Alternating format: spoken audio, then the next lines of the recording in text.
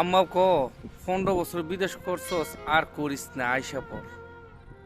আর বউর কথা বললে সে তোর আগে তুই বলতেছে 9 বছর বিয়ার বয়স আইসা পড়েন। আমার ছেলে 8 বছর। আব্বা আয়া পড়ো, আর ভাল লাগে না তোমার ছাড়া। মেয়ে আব্বু কুই, আব্বু কুই। 2 বছর সাহস পায় না বাড়ি যাবার জন্য। বিদেশও ভাল লাগে না, কি করি।